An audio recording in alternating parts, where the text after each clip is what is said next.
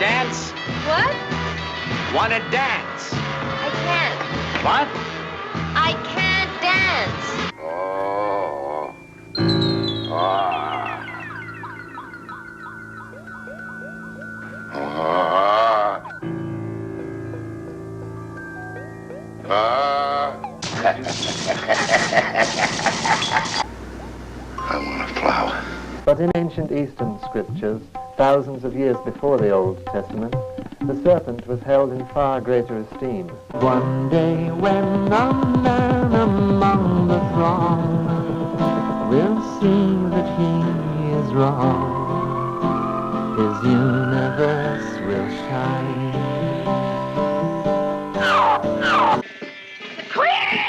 The Queen is receiving me! The Queen is receiving me!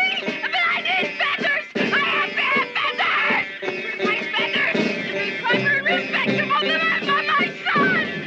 How one meditates and what one experiences in this ancient technique of quieting the mind depend on the individual. Those who have practiced and studied it, however, from yogis thousands of years ago to scientists measuring its effect in the laboratory today, are convinced of its healthful benefits.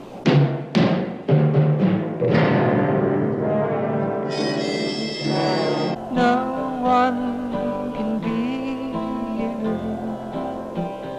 Take your time, don't hurry.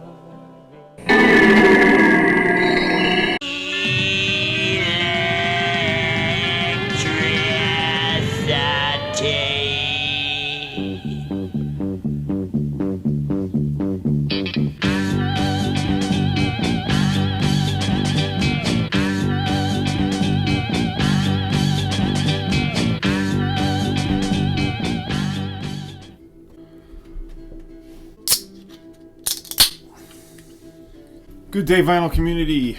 Hello there. It's your old pal Dom, seeking a thread. Yes, bringing back part 7, or bringing back the Psychedelic 100. Getting into some high numbers here. Feels like it's been a long time since I've recorded. It's really because I haven't recorded in a while, but I've released videos well after I recorded them. I did a few on one day and then released them separately. But it's been a while since I've sat down here. So it's good to be here with you. The house is empty, which is perfect for me. I can be as much of an idiot as I want to. I want to get into this top 100. I do want to acknowledge and thank everyone for, commenting and being involved and sort of giving me your thoughts on this list and your own list. And we are listening to. I liked playing some of the more deeper German cuts. This is one I think people have shown here and there. Serge Golowan. Lord Krishna von Goloka from 1975. Pretty rare one, actually, but it includes Westrup and Withhauser, I think it is, Klaus Schulze, and a few others I don't know. Certainly more on the kind of cosmic, new age, a little bit ambient. Beautiful, though. This is a reissue.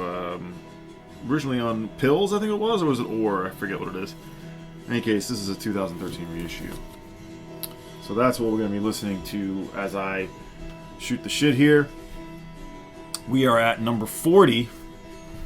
And this will be an interesting top 10 because there's going to be a few that really connect to each other that both happen to land in this top 10. So let's start with number 40. I knew a girl and I like her still. She said she knew she would trust me, and I her will. The second and last official Sid Barrett record, Barrett, from 1970. This is a UK pressing, not the first, it's a very early one, but a nice pressing. This is for all you label nerds. That is the center label nerds. This is a EMI boxed Harvest pressing. Alan, I'm sure, and many of you will know all about that. It's an earlier pressing if you find no EMI, boxed EMI in there. In any case, Sid Barrett. I'm not going to go a ton into it because we know the story mostly. What we'll say is and maybe many don't realize it, maybe do, but Pink Floyd, and particularly David Gilmour, who was really his replacement, was a key member and producer on this record, not to mention Rick Wright, contributing some songwriting and, of course, keyboards. We have also Jerry Shirley, who was touring with him, doing live performances, TV performances with Sid Barrett, who did, people forget, he was performing some of these songs. Didn't tour much, but did TV performances. David Gilmour's all over this record, playing 12-string, playing drums, apparently, on Dominoes, a really great track. But the personnel is Sid Barrett, Jerry Shirley, David Gilmour, Rick Wright, for the most part. And his final record, this one is sort of more of a rock album, I'll say. Very much about where his mind was at the time, being kicked out of Pink Floyd sort of unceremoniously. Really hard to pin down in a way. Some interesting instrumentation on this. Barrett feels sort of all over the place. Apparently he was telling people, like, play a little more Purple, or play a little more sort of loose, or he was not using music terminology or theory clearly to describe what he wanted. But Gigolo Ant was one of the ones that was sort of maybe, I don't know about a standout, but a track that he did perform a whole bunch. The first record, Madcap Laughs, did chart. This one was pretty much a failure. Though I think, well, you'll see, but I think this is a super strong record. Baby Lemonade. I love... This is the first one I ever heard, this first Sid Barrett I ever heard. And I think it is a little more immediate. Madcap Laughs is certainly a little more mystical and a little more spacious and folky. But this one's just got, it's kind of, there's a sadness to it, but with a whimsy, of course. I don't know if he meant it as a whimsy, but it comes off that way. Gigolo Ant, of course, you have on here. Maisie, I really love. Just sort of, it feels like it came together in that moment. He would, continue demoing and writing other songs, but basically failed. Didn't really do anything. There was the legendary unreleased music by Stars, who I think played a couple of gigs from basically 1972 with Twink and another person, I'm forgetting who. But that band was like, sort of never got off the ground, though they did perform. And I don't know what song, to this day don't know what they were performing. I think they were working on new material. But we all know what happened with Sid Barrett pretty much. Never really heard from again. Aborted Atlantic Sessions apparently. But this was his final studio album with cover art by Barrett. Produced by Rick Wright and David Gilmour, or as the credit says, and all titles by Sid Barrett. So that's my number 40, the great Sid Barrett. Number 39, we're going to get funky just a little bit. Some weird funk. I want you to hit it.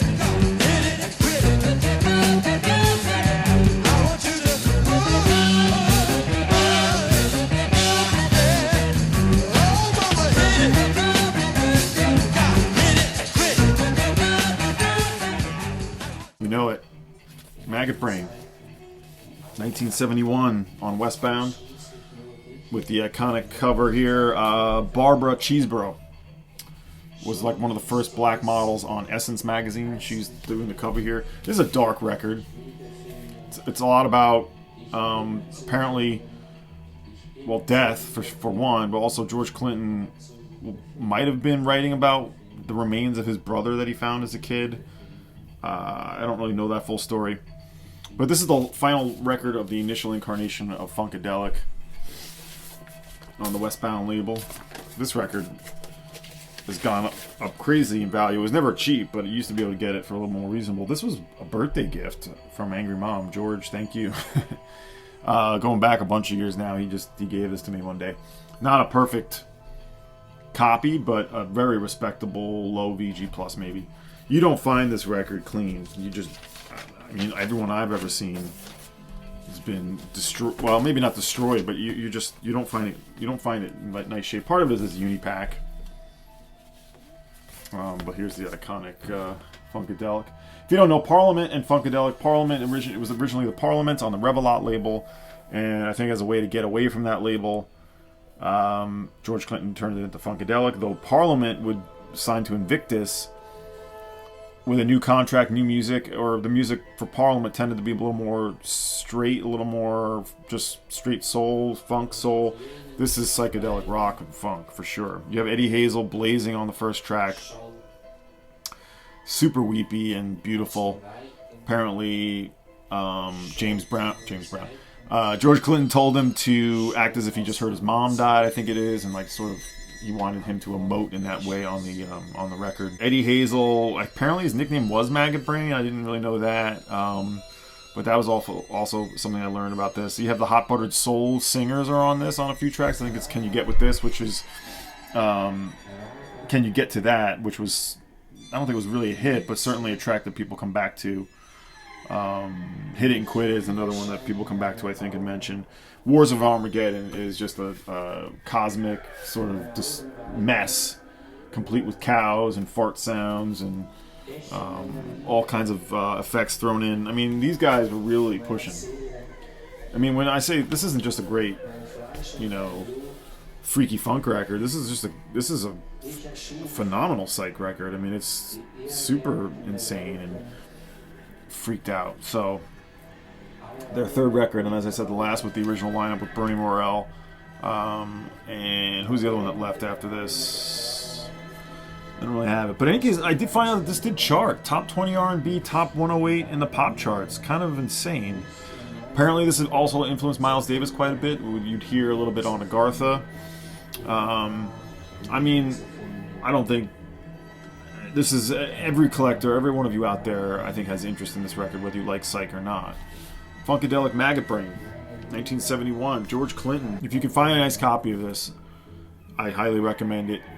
The Four Men with Beards one is pretty lame. I used to have that. It's not great. Let's just put it that way. It's the Four Men. So, but anyway, 1971 Maggot Brain, Funkadelic, number 39, Psychedelic 100. Number 38. I think you'll know this band. I had to put them on.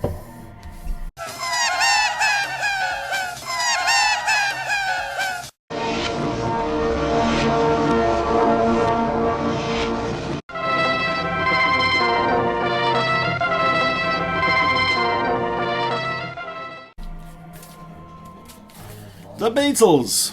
Yes, the Beatles. I mean, I think it would be a little bit kind of bullshit if I didn't include the Beatles at all. I mean, for all we know, and maybe this is certainly the case, they were really responsible for a lot of these psych records that we love, in many ways. Especially a lot of the stuff for bands that are relatively unknown that made great records.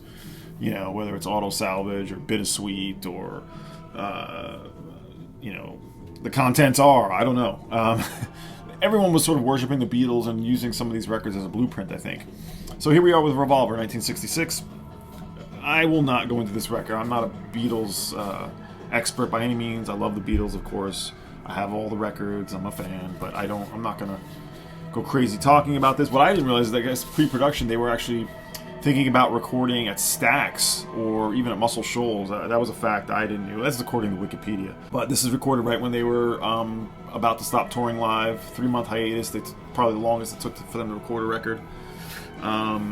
This is the U.S. version, by the way. If you didn't know, there are 3 tracks that were shelved or given to the U.S. that were on the UK version that are not on this, which was Dr. Robert, I'm Only Sleeping, an amazing track that unfortunately was not on this, and Your Bird Can Sing. I'm Only Sleeping is the biggest tragedy to not be on the U.S. record. I mean, that is a phenomenal Lennon song. Beautiful. Just everything they did on that track. Wonderful. But Tomorrow Never Knows, one of the first tracks they recorded, essentially a 2-chord track with just all those beautiful prepared tape loops. An iconic psychedelic track. To this day, nothing sounds like it. And for that track alone, it's almost worth. But I even think, like Here, There, and Everywhere, I think of as psychedelic. And just a wonderful McCartney song. Even Eleanor Rigby. I mean, just the idea to just use strings for the entire thing. Unbelievable. I kind of think of that as psychedelic even. She Said. Very far out. Good Day Sunshine. Got to Get Into My Life, not my favorites. But you have, of course, Harrison, Love You Too, bringing in, you know, the Eastern influence and everything. You have the Klaus Voormann cover. I mean, what else can we say about this? You know, LSD apparently played a big role in this record. So yeah, to not have this in the Beatles in the list would be kind of crazy. This is, by the way, I said a US copy. This is a US mono on the Rainbow label. I do want to throw in real quick, honorary mention to the non-instrumental Martin stuff on Yellow Submarine, which has next to Tomorrow Never Knows 2 or 3 of the most fantastic psychedelic tracks the Beatles did. In particular, it's All Too Much by George Harrison. Just blown out psychedelia. I mean, it's them at their most overt psychedelic. Same with Only a Northern Song. Even Hey Bulldog. It's All Too Much is just stunning. Stunning. It feels, again, like a studio concept that just sort of happened in the moment. I mean, there's whole stories to these tracks. I'm not going to go into them entirely, but the second side of this is just complete, unnecessary rambling to me. But the A side with all those songs on it, and those songs are available in other places. Absolutely top-edge psychedelia from the Beatles. So there we are, Revolver, basically, number 38. There's one that I think most people, certainly anyone who collects psychedelia has this record. Everyone knows this record, even though it was not a hit, and which is kind of interesting to me. I'm talking about the United States of America.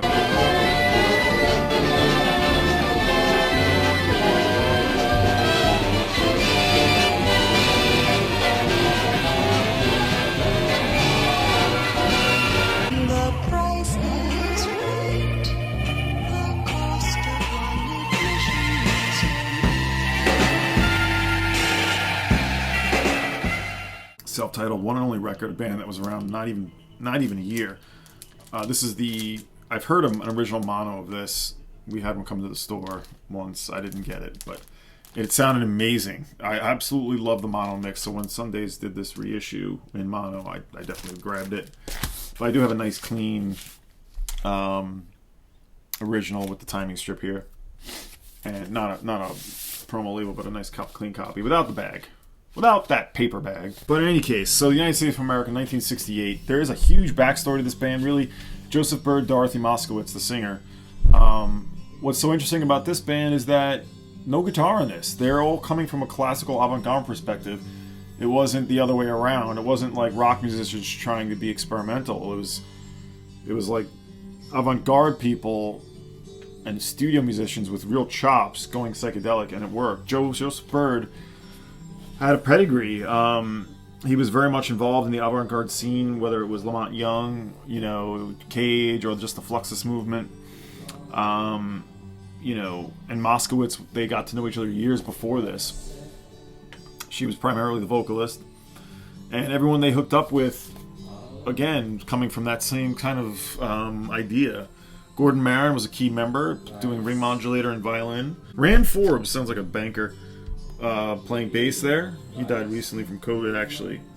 The drummer is, who do we got there? Craig Woodson. I think he became rather well known in any case. And Joseph Byrd, who would do the Field Hippies. And he was the key member, the real sort of like mind behind this record. And avant-garde, I mean, this like really influenced bands like Stereolab and Broadcast. 1968 on Columbia. Clive Davis took an interest to them. They were trying to bring in cutting edge music to the pop world. And this band played live with tons of props, tons of stage lighting, like upside down American flags, I think it was. I didn't know that. I'll look. I don't think there's any live footage, but would have loved to see this come to life in the live setting.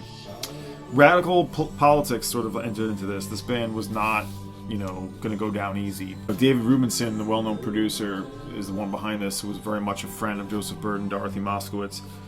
And, you just have some really interesting stuff on here. One of the songs actually sort of calls to mind Eleanor Rigby. You have a song with mentions Che Guevara on here. I mean, that gives you some idea. But just an incredibly eerie, far out, contemporary avant-garde psychedelic record with Moskowitz's beautiful lyrics on top of it. I just think this record is just top shelf. So they put this record out, and they already had started having internal fighting when they were trying to decide sort of where the direction of the band would go, and it didn't really last. This came out in December of '67, and I think I have here, they were broken up like 8 months later, I think. They tried to demo new songs. There was some idea that Dorothy Moskowitz would be spun off into her own group with Clive Davis sort of taking a liking to her, but that's not what happened. So Joseph Berg continued on doing the Field Hippies, and he would do other stuff, a record on Tacoma. And these people all just continued on with their lives and sort of lived good lives, so, you know, most of them still around. But there we go, in the United States of America, 1968 on Columbia Records, number 37. Number 36, we're going to go to the private press world, and for a record that is proto-punk. Talking to just a man on the street, talking loud and also neat, talking to everyone you meet, talking about Trisha. I talked about this record one other video, I forget which one it was, but we're talking about Debris. Static Disposal. I forget. So sometimes it's known as just self-titled, but the record is actually Static Disposal. It's a private press from '76, recorded in '75. I bought this sealed, which I hate doing. It's signed by... Yeah, I don't know if these... How can these signatures be real? Maybe it wasn't sealed. I actually forget. I think it was sealed because, you know, you better believe it had a slight warp at the edge. But very, very minor warp. It plays fine, so no issues there. But I got a super nice dealio on this Static Disposal. What's the deal with this? This is a band, I don't know, out of Chickasha, Oklahoma. A trio. And they must have heard the Stooges, they must have heard Sabbath. But who knows? This is before the Ramones released their record. This is a punk record, like when you hear it. But what makes it psychedelic is the electronics that are thrown into this. Like synthesizers, you know, tape effects with punk. You have Chuck Poison Ivy, low frequency modulator synths, detonic guitar. And then you have another dude playing vibraharp, variable multi-stringed electronic exasperator, coupled with various electronic special operations devices, B-flat cornet, varicose verbalizations, and gruesome groans. And then a guy playing drums. Gorgeous grunts, visceral vocals, drum, and drums. And the other guy, the one I mentioned before, Ivy, does marvelous moans. There's some saxophone on this, very much akin to MX-80 sound, the Stooges, Perubu, Simply Saucer.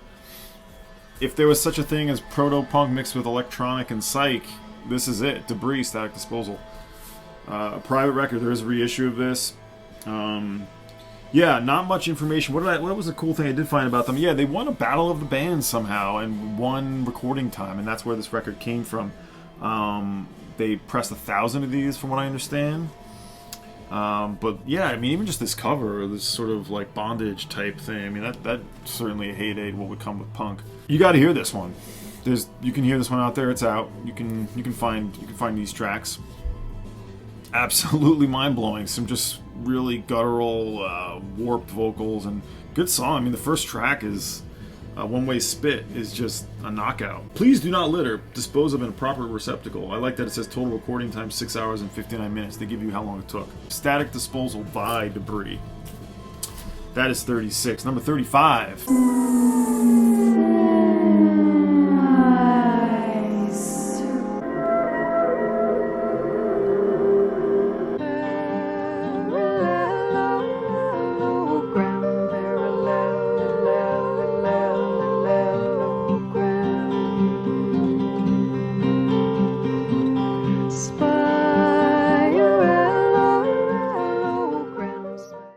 Perhaps Parallelograms.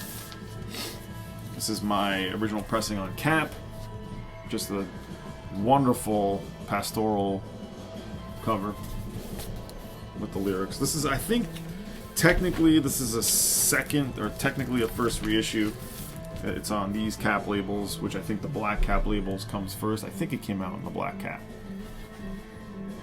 I like to give you that. But Linda Perhacs, a hygienist who moved to Topanga, California, and was doing dental work when one of the patients turned out to be a guy named Leonard Rosenman, who was a famous composer. He's got 130 different published compositions.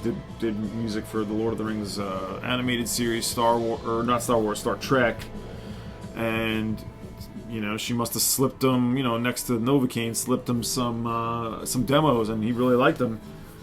Got her signed to Cap Records, and her voice is certainly pretty, and I think maybe maybe some people get turned off by that. I mean, it's certainly in the Joni Mitchell spirit, but when I say, more effects that happen on this record, more psychedelia for sure. The Parallelograms track is just a major piece of work, just incredible. Some of these songs end up getting synced.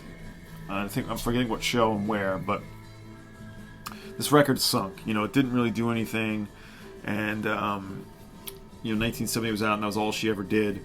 I think she tried working on other stuff. Never came to light, but she came back over the last 10 years. She's released 1 or 2 different other records now. So yeah, a psych folk record, but this is certainly leans on the psych. I mean, not even when it gets far out and sort of plays with effects and delays and that kind of thing, studio trickery, but even just in the lyrics, very very heady stuff. This is like pure psychedelia in folk form, and I love her songs, I love her voice, I love everything about this record. A wonderful album. Linda Perhacs, Parallelograms, on Cap Records, 1970. Yeah, not a ton of background information on this, but one that you'll probably know. Okay, we get to number 34 here. One that you may not know. I just posted this on Instagram as I was listening to it again. This is getting into some hard rock now.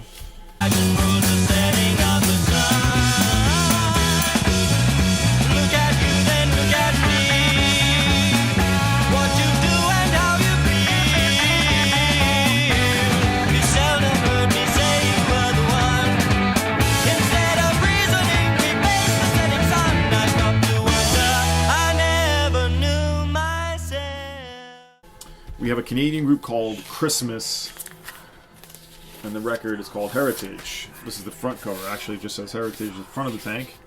There it is, Christmas, from 1972. Actually, 1970. This is a band with Bob Bryden, who was in Rain Ghost, and a very accomplished guitarist and songwriter. And he started this band right after Rain Ghost fell apart. This is on the Daffodil label, a Canadian label that was, I think, distributed by Capitol in Canada. Only came out in Canada. Or no, I think it came out in New Zealand or Australia too. These guys were young. Bob Bryden was 19. But then you have, it says it right on the back, Robert Bolger, 18, guitars. Tyler Ranzane, 16, bass and electric zombie. And Rich Richter, 16, drums and embryonic whimper. And these guys can play. 18, 16, 16, and then the old man in the group, 19 for Bryden. An exceptional hard rock record with great songs. It gets more psychedelic as the songs go on. The first 2 tracks, or actually technically the second and third tracks, are just a 1-2 punch. Rise Up and Going to Oklahoma are really good, really good. I was really hooked on those 2 for a while. But all songs written by Bob Bryden. This guy is definitely, coming to his own at age 19. Yeah, they had an album before this, I should say, that I do have right over there.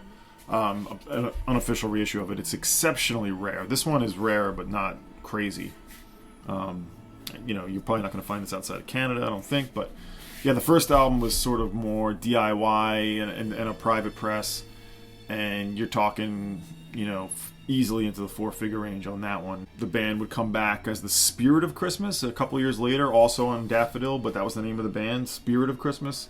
And they get a little more prog and psychedelic, or a little more prog on that. This one just really stretches out at times too. While it maintains that sort of hard rock edge, it definitely sort of ventures into sort of weird worlds or whatever it is. Very big sound, great sound on this record. Christmas by Heritage. What else is there to talk about on this? Maybe not so much. I mean, a pretty obscure group. A little bit like, what's the name of that band? It was on Paramount here and Vertigo in the UK. Just a good hard rock record. It really does live in that world more than anything else. But I still think it qualifies for the psychedelic list. So that is number, what I have, 34, Heritage by Christmas 1970 on the Daffodil label. All right, I got 3 more here. Another folk record. And then for me, one of... Well, we're in the top 100 psychedelic list, so obviously I think this is top-rate, top-shelf psych folk, and that is Mark Fry, Dreaming with Alice. This is the Sunbeam reissue. I believe this was the first reissue. It's what I've had for many years now. It says all analog pressing. There's been many reissues of this, and in fact, the Now Again label, who, as you all know out there, is always a tough one to sort of, you know, maybe trust. They did like one of their Reserve series with like extra stuff and remastered sound. That Reserve edition, I was like, I'm not going to buy that. I'm going to stick with my Sunbeam, and that one's gone up in value. But anyway, this is a weird one. There was a very young English guitarist and sculptor and art, I think, student from England who went to Italy to study, and that's where he started playing music. And to make a long story short, he started writing songs. And I forget who he met, but he connected with someone who got him a record deal with IT Dici, which is a subsidiary of an RCA in Italy. And they got a recording contract, and he put together this record, Dreaming with Alice, with musicians who were Scottish, actually, but living in Italy. So he recorded this all in Italy. Let's see, this is the booklet it includes. Sunbeam did a nice booklet. There he is. And, I mean, his concept, this is very much like a song cycle, conceptual record. While this is a psych folk record, this really gets more straight psych with sort of what it does on Mandolin Man, the bigger rock tracks, and what he does with the title track, Dreaming with Alice. He basically takes this song and divides up all of the verses, and they come in and out of all the other songs. You pass a glass mountain where Salome opened her dress. Did you see the dolphin's feathered fountain, or the king made a bloody mess?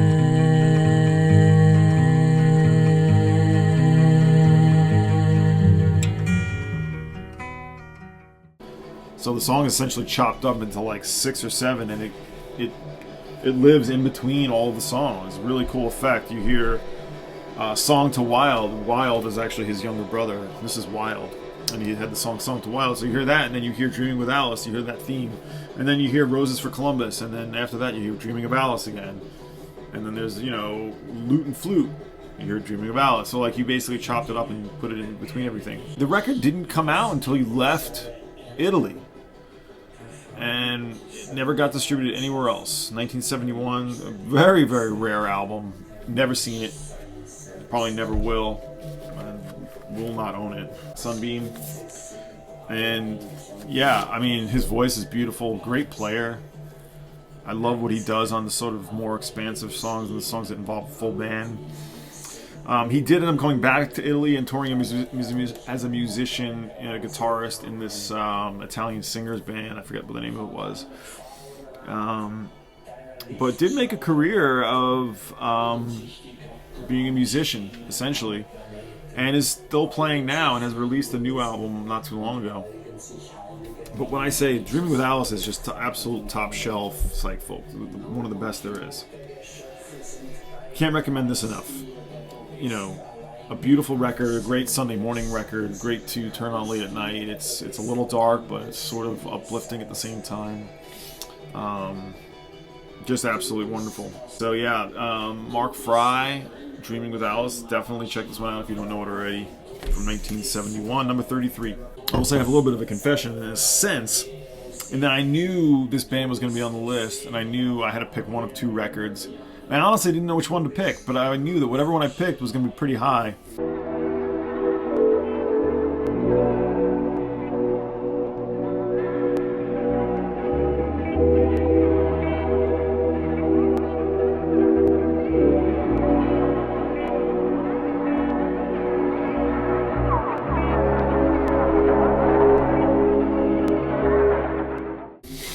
And I'm talking about another German band, Ashra Temple. This is the first album. No, this is the first album. Nope, I'm telling the wrong one. This is the first album, self-titled, from 1971. This is not the original. This is actually an Italian press. It doesn't have the opening center, but it is an early pressing, mid-70s, I think. Or this is from 1970. This is sort of their space rock sort of guitar record, but this is not the one I'm picking for number 32, even though I absolutely love it. The record I am picking, though, is their second album, Schwingen. Schwingen. Tough one to say. Manuel Gottsching, Helmut. What's his name? Helmut. We have all the members in here. The first one was produced by Connie Plank, by the way. This one was not. This one was produced by Rolf Ulrich Kaiser. He was the one who started the label that ended up releasing the Cosmic Jokers, the supergroup that was sort of unauthorized. Manuel Gottsching. What do we got here? John L., vocalist. There's vocals on this album. Not on the first one. Yeah, there's sax on this. Who's the other member? I know Howard Groskopf would come later. Personnel, Hartmut Indra Roger Erke, guitar and bass electronics. Manuel Gottsching, guitar, organ, electronics, choir. And Wolfgang Muller, drums and vibes. And you had John L. doing some vocals, Joachar percussion, Matthias Wehler, alto sax, and Ule Pop, bongos. So this one certainly gets a little more progressive, where the first album is definitely sort of like a guitar jam record. It's a little too heavy on the guitar jamming, which is why I love this one.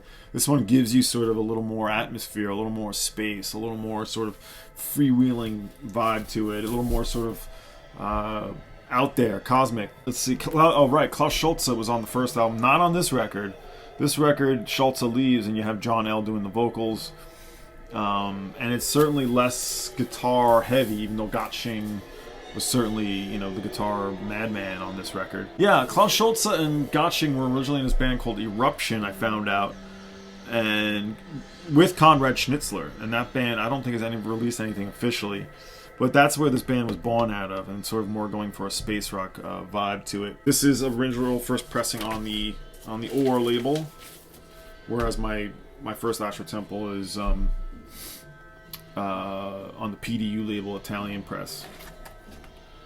But this is one that I bought a bootleg off someone who posed it as an original and had to have some strong words. They didn't believe me, but I had nothing matched in the dead wax. This one I confirmed is original. I had to get it from Germany and everything. But on the Or label, 1972. This one is just Ashra Temple, when it comes to krautrock, is certainly more on the rock side of things, more experimental. These aren't records you can pull a song off of, kind of like Guru. I mean, you sort of fall in and listen to those whole records. But I like this one because it gives you a little more. It gives you a little bit of other things rather than just sort of like a guitar-centric sort of jam record. And I just absolutely... Both records have amazing artwork, but this one just takes the cake for me. Ashra Temple, Schwingen. The band would continue on making with the Timothy Leary record, and then Manuel Gottsching would start making his sort of ambient records, his instrumental records, that would be very sort of influential in their own right, and then later he would revive the name under Ashra. So this one just got an official reissue, by the way. The other ones are all bootlegs. You can find an official Gottsching endorsed record reissue that sounds amazing. Just last year, so look out for that. But anyway, number 32, Ashra Temple, Schwingen. 31, last one of this episode. This one connects to the United States of America. Another band fusing psychedelia and electronic.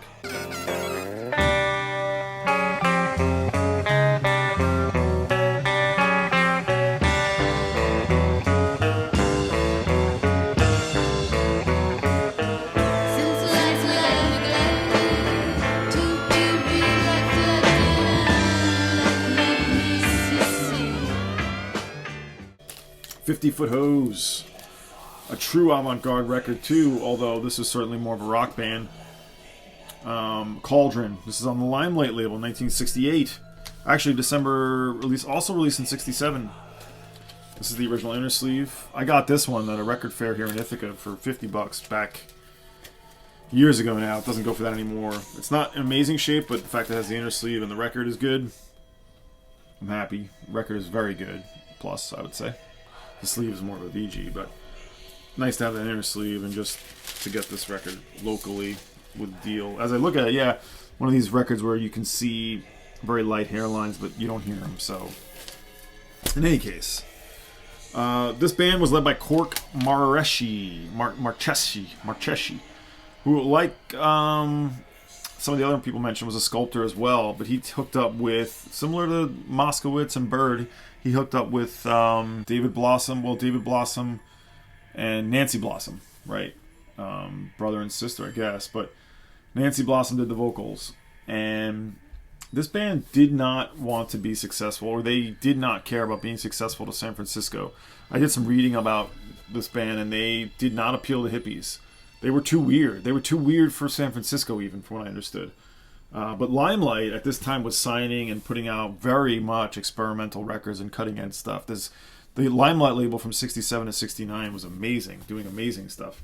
This really takes the electronic idea and really runs with it. They refused to they had an opportunity for Limelight to buy them professional gear, and they said no. Cork Marcheshi worked with his own homemade instrumentations. Now, he was in a garage band called The Ethics, who did a song called Bad Trip that is on an archival record of a 50-foot hose. But that thing is insane. 1965. This thing is way ahead of its time. I'll try to insert that here.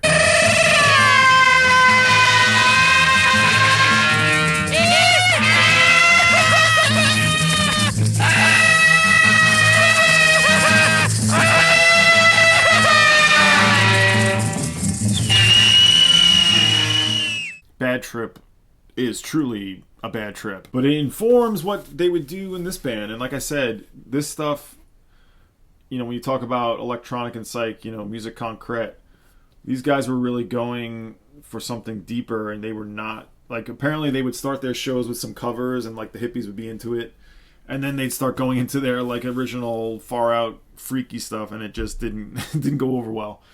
But they didn't care. They didn't want to change what they were doing for sort of what was going on at the time. But yeah, very much like United States of America, influenced by Stockhausen, Cage, even Terry Riley. Yeah, similar to the United States of America, barely lasted a year, finished in 1969. Most of the members went on to do Hair and then Godspell. Yeah, these guys were room clearers from what I was hearing. People just could not hang, couldn't deal with it. But I like that there was sort of homemade DIY aspect to this, not using Moogs or Buckla synths. Mareshi and the rest of the band decided they wanted to use what they had. Larry Evans, and these guys were straight, by the way, from what I understand. I think they were straight and didn't do any kind of drugs at all. But Larry Evans, the guitar player, was another story. That guy was fried. But some really cool stuff on here. If Not This Time, I love that. You have some long suites with the fantasy, 10 minutes long on the second side. A cover of Billie Holiday's God Bless the Child, strangely. And then Cauldron. Incredible stuff. Yeah, I'm sure for those of you that know about this record in terms of psychedelia. Certainly deserves to be in this list for its cutting edge aspect and just weirdness. So 50-Foot Hose Cauldron, 1960, was 1968 on Limelight. There we have it, part 7 of the Seeking a Thread Psychedelic 100. I hope you enjoyed that. Maybe this was a little long, but stay tuned for an artist appreciation that I'm working on, and of course more of this series, and I'll do a new vinyl in my life. And I just want to pass along my good words and good vibes to everyone out there who is maybe struggling, maybe not, maybe trying to hang in, dealing with the hard times. We keep going on, we move on, right? So, hope this list, I hope this video, and I hope the VC brings you a little bit of sort of respite from all that stuff. In any case, hope you enjoyed. I will see you soon. Take care.